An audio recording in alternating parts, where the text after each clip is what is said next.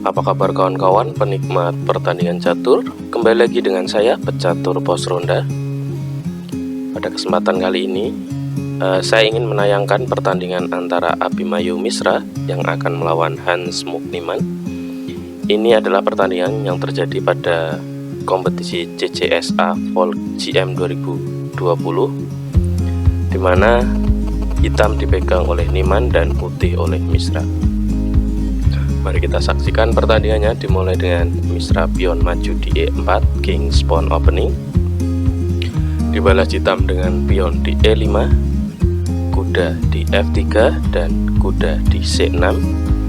Putih melanjutkan dengan gajah di C4 dan ini adalah Italian game. Kuda di F6 dan dijawab pion maju di D3. Hitam melanjutkan dengan pion maju di H6 dengan niatan mencegah kuda maju, karena biasanya pertahanan atau permainan Italia dengan menargetkan pion di F7. Maka dari itu, di sini pion maju untuk menghadang kuda dan dilanjutkan putih dengan pion di C3. Dijawab pion maju di D6 dan putih melakukan rokade di langkah ke-6. Hitam majukan pion di G5 dan dijawab putih dengan kuda di D2. Hitam melanjutkan mendorong pionnya di G4 dan di sini posisinya mengancam kuda putih.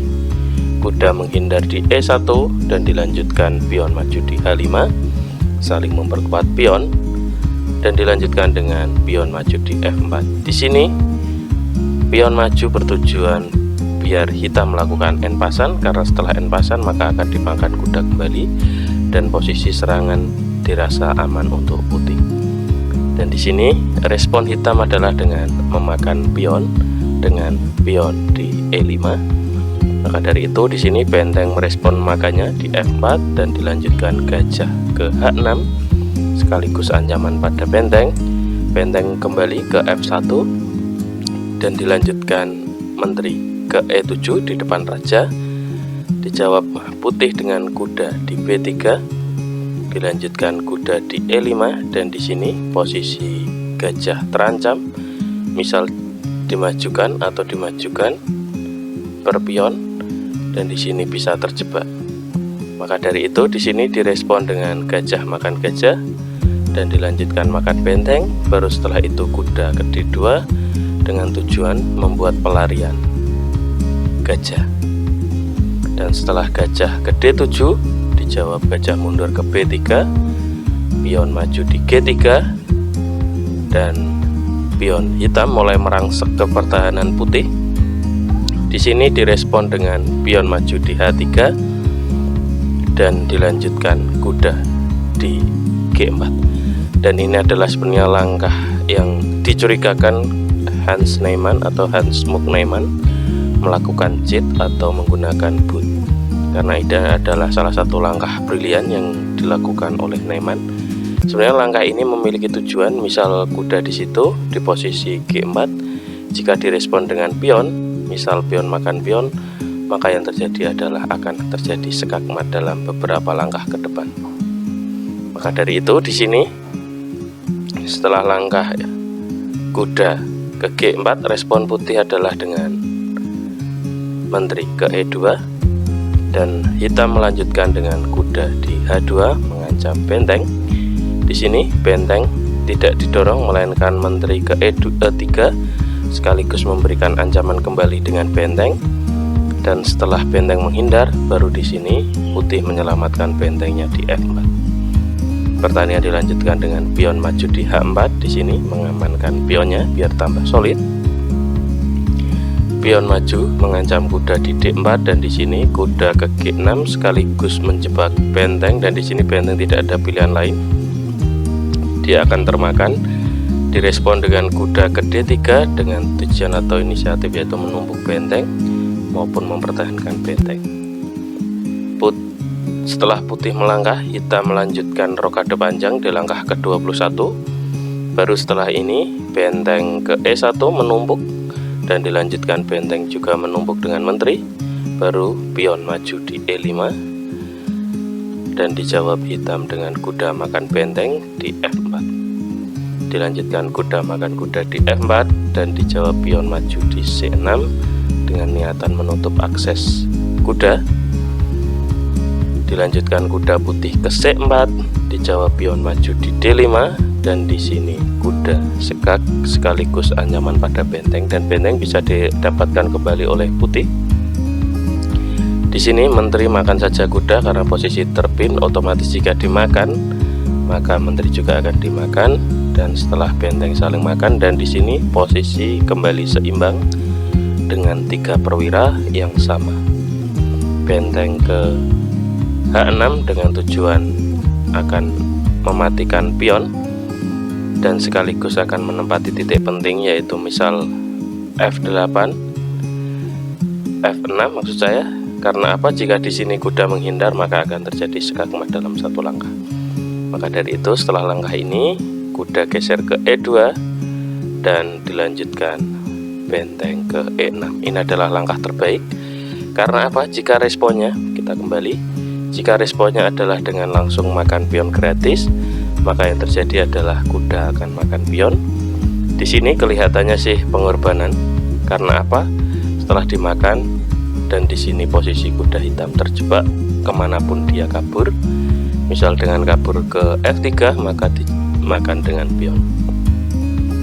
Oke, kita kembali. Maka dari situ di sini responnya adalah dengan benteng ke E6 aja aduan, otomatis diterima putih dan dimakan kembali dengan gajah di E6. Dilanjutkan gajah ke C3 dengan tujuan menguasai file putih, dan dilanjutkan raja naik ke D7 dengan niatan memakan pion. Di sini kuda ke F4 ancaman pada gajah, dan setelah raja makan, dan di sini pion B4 maju, ditutup kembali dengan pion di B5, dan di sini pion putih maju di A4, dimakan saja dengan pion, dan dilanjutkan dimakan dengan gajah, dan di sini gajah hitam berusaha menguasai file putih kembali yang tadi diambil alih oleh putih. Dilanjutkan gajah ke B3, gajah hitam kembali ke E6, gajah putih ke A4, dan di sini gajah hitam ke C8 dengan niatan menempati titik penting juga, yaitu A8, sekaligus bisa mengaktifkan kembali kudanya. Maka dari itu di sini direspon putih dengan gajah ke D1 dengan niatan nanti menutup akses dan akan terjadi aduan. Oke, di langkah ke-38 dilanjutkan dengan gajah ke A6, dan di sini sesuai ide awal mungkin ditutup di E2, aduan tak terelakkan dan dimakan kembali, dan dilanjutkan raja ke E6, kuda ke C1, raja ke F5, kuda ke B3, raja ke E4, kuda ke A5, pion maju di F5, kuda makan di C6, pion maju di F4, dan pion maju di B5 dengan tujuan menjadikan pion, dan di sini ada pion gratis yang bisa dimakan kuda. Tapi kita lihat ide Niemann yang membiarkan pertahanan di sayap kirinya terbuka sangat. Pion maju di F3, ancaman pada pion di depan raja, dan di sini dimakan dengan pion dan diskak, raja geser ke F1. Di sini sebenarnya ada pilihan, yaitu dengan raja maju di G2, maka yang terjadi jika ini dilakukan putih adalah akan disekak dengan kuda di E1, dilanjutkan kuda ke F1, kuda ke D3, kuda putih makan pion di A7, dan raja mendekat di F3. Dan di sini ancaman nyata untuk putih, yaitu misal putih majukan pion di B6, hitam majukan pion di G2, jika dijawab raja ke G1, kuda geser ke F4, dan di sini bisa terjadi skakmat dalam beberapa langkah ke depan, dimulai dengan misal pion maju di B7, satu langkah lagi menjadi perwira, dilanjutkan dengan kuda sekak, raja menghindar, dan di sini otomatis pion jadi dan terjadi skakmat di langkah ke-53. Maka dari itu di sini kita kembali mundur, teman-teman.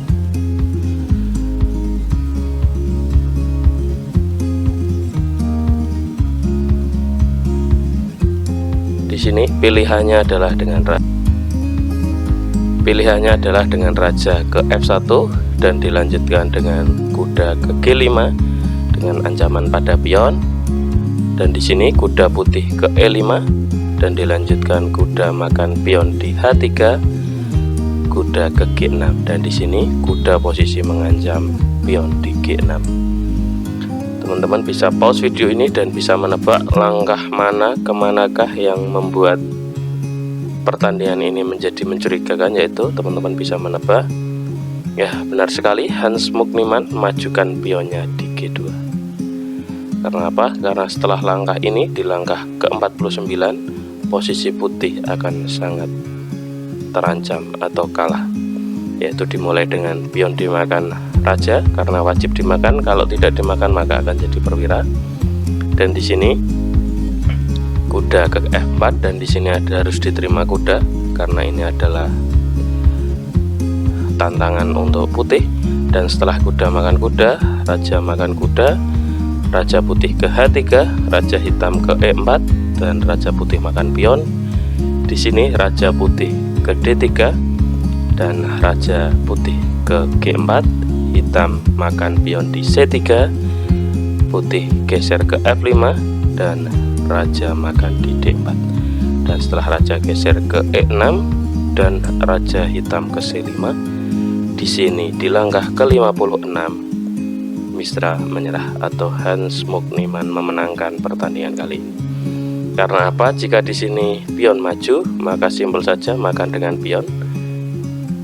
Dan jika di sini raja mendekat di sini, raja simpel saja makan. Mari kita praktekkan coba dengan misal raja naik, kita makan saja pion di B5. Raja putih makan, maka kita maju, persiapan untuk melindungi pion kita untuk maju. Raja maju, pion maju, dan putih kembali juga maju, kita maju.